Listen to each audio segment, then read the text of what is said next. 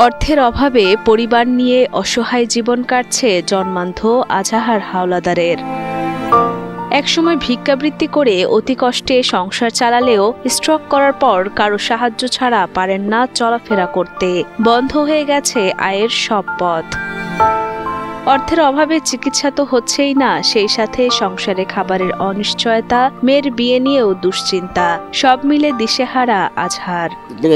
2 লক্ষের মতো ঋণ হয়েছি, দাঁড় খরচ হচ্ছে সব রাজ্যে ব্যাংক লোন জমাইছিল রয়েছে। ওদের মাইককে উড়েই যাবে আগামী শুক্রবার 12 তারিখ। যদি মরতে পারতাম তাই বাঁচিয়ে দিতাম। আমার কলজের কেউ শিখিয়ে যাইতে পারতাম তাই হেলে বিশ্বাস করতে। আপনার এই 5 মাস যাবৎ ব্যথায় শরীরে আমার কিছু নাই। নাও বাড়ি রাইতে ফিরছে খাইতেছে, নাও বাড়ি উঠতে বইতে, না বাড়ি আসতে চলতে, না বাড়ি পায়খানা প্রসাব করতে উঠিয়া কত যে কষ্ট আল্লাহ ছাড়া কেউ জানে না।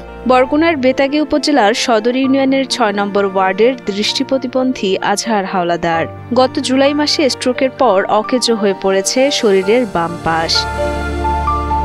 এলাকাবাসীর সহযোগিতায় এবং ধারকর্জ করে কিছুদিন চিকিৎসা চালালেও পরে আর উন্নত চিকিৎসা করানো হয়নি অর্থের অভাবে। বর্তমানে নিদারুণ কষ্টে দিন কাটছে পুরো পরিবারের। আমার হার্টের সমস্যা, স্ট্রোক করছে এই 5 মাস। এখন আমার 3টে মেয়ে, একটা ছেলে। এখন এইগুলো নিয়ে আমার খাইতে পড়তে অনেক কষ্ট হইতেছে। আমার স্বামী বিষ্ণু ভাই আমার দ্বারা একটা ভালো খাবার চাইতেছে, ঔষধ চাইতেছে, এইটা আমি হেরে দিতে পারতেছি না। এই জন্য আমার মনে বড় দুঃখ। আমার বাবা বিনা চিকিৎসায় ঘরে অসুস্থ হয়ে আছে। আমি চাই যে আমার বাবা যেন সুস্থ হয়ে আগের মতন ফিরে আসতে পারে। দু চোখে দৃষ্টি না থাকলেও রাজনৈতিক কাজে সবসময় উৎসাহী ছিলেন আজাহার। দলীয় কাজে ছুটেছেন বিভিন্ন সময়ে, কিন্তু এখন চিকিৎসার অভাবে চলাফেরার শক্তি নেই তার। আমি চাই একটু উন্নত ধরনের চিকিৎসা দেই, যদি কেউ আমার নিয়ে একটু যেতে তাহলে ভালোই আজ পারতাম। মাঝে আপনাকে আমার দলে যে কতটা মিটিং গেছে, কত কিছু গেছে, আমার কানে আইসে, কিন্তু আমার কলজেটা ফাটতে গেছে, কিন্তু আমি তো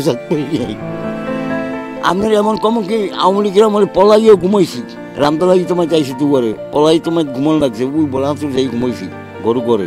হ্যারবার বিএনপি ত্যাগ করে নিয়ে কইছি না, যান যাই যাও, দল তো দলের সেই নীতি বড়।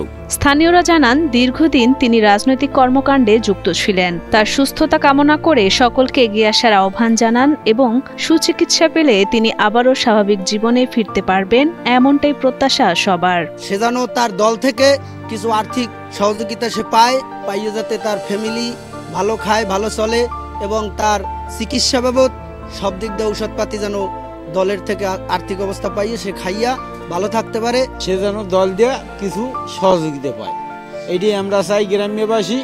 আমরা আর কিছু চাই না সরকারের কাছে।